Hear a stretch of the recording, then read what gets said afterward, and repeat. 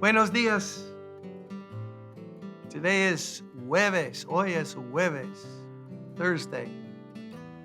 And I'm so happy to be able to read the book of 1 John with you. Boy, is this book deep. Is this letter that John wrote deep? I'm still in verse 7 today. I think it's our third day basically in it, because there's a nuance in here and an angle of truth we need to think about. So let's read verse 7 with verse 6. If we claim to have fellowship with him, Christ, and yet walk in the darkness, we lie and do not live out the truth. But if we walk in the light as he is in the light, we have fellowship with one another, and the blood of Jesus, his son, purifies us from all sin. What brings about the knowledge of sin in the believer's life? God's light.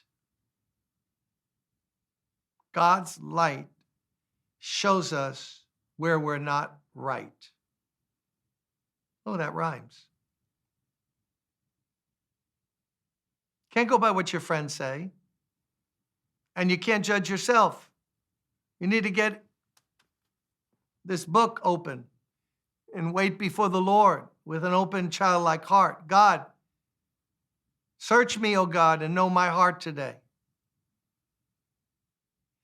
He loves us, so anything he's going to show us is bad for us, so he wants to remove it through us confessing it. But you can't confess something until you see it.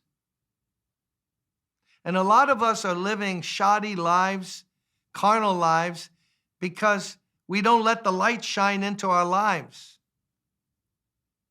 We try to cover it up. Another view of this truth. We don't want light shining because we know. It's why a lot of believers don't want to pick up their Bible, because we know it ain't right. It ain't right. That attitude, it ain't right. What you just said to your wife, your husband, what you involved in the office, that joke you told or were part of, that thing you're watching secretly, it ain't right. So when that darkness starts to crowd in, now we don't want that light. There's a battle. The flesh wants to hold on to the things that gratify it, but God's love is wanting to purify us and get us back into that fellowship that brings peace and joy. Is this not true to life? So what brings about the knowledge of that? The light. I've told this story before. I was sitting in Queens in the house I lived in then, in my study, and I had a Bible on my lap just like now. And I was wearing a pair of, not jeans, but like Dockers or something.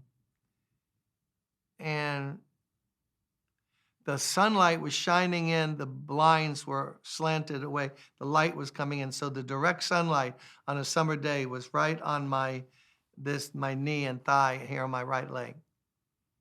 And I was just sitting there and reading, and something just hit me as, oh, that's so good. And I went, oh my goodness, and then I hit my light like that.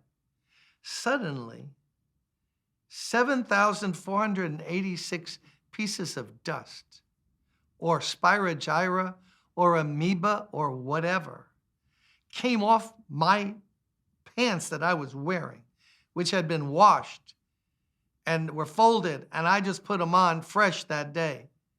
How did I know all of that was there? Because that bright, bright light was shining on. I was disgusted by it. And I just went like, whoa, wow. It was like blizzard, a blizzard of snow, but it was coming from my pants. Like, what is that about?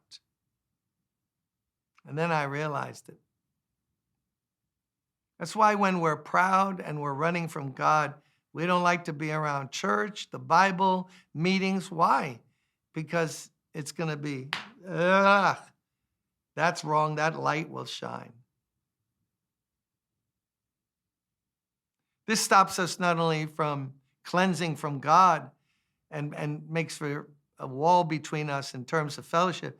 But this is what hurts us with other believers because we're covering up. We can't be open. We can't. I had a preacher tell me who had gotten into difficulty, and he said, it was so hard for me because I was with this man of God who really was a servant of the Lord. He said, and I had to avoid looking at him in his eyes. And I was a preacher too, but, it wasn't right. When you're right. When you're right, you're right. It's not perfect, but you're confessing sin. You want to be like Christ, and you don't want anything in your life that's un-Christ-like. Oh my goodness. If this is all true, what in the world is the condition of the Christian church today in America? We have every kind of bizarre.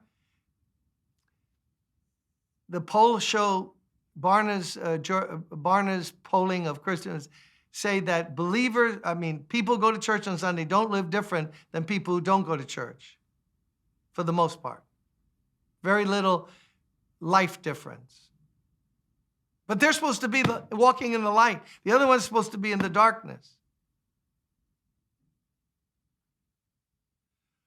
Oh, Pastor Cymbala, have you lost your way? You're into some kind of holiness teaching, and you don't understand that God is full of grace. Listen, if anyone needs grace, it is me.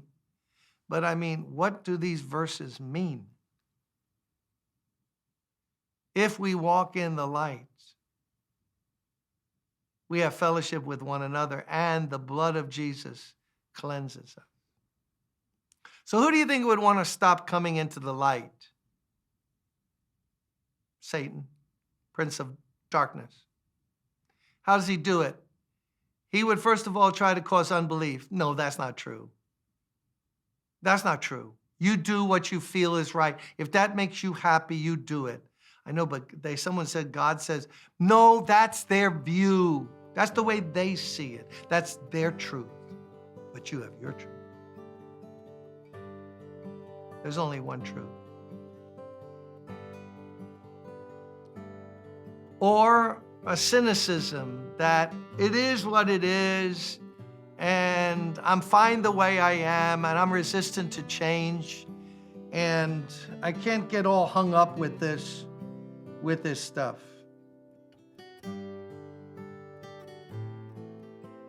I can't go deeper. There's nothing deeper to go to.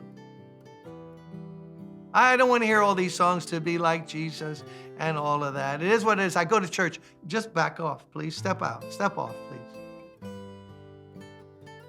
That's what the enemy tries to do in our life. He tries to make the light a dangerous place to go where it's the safest place to go. Because in the light, there's not only God's light, but there's his love.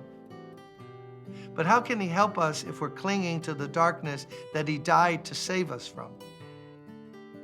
We'll learn more about that tomorrow. God bless you.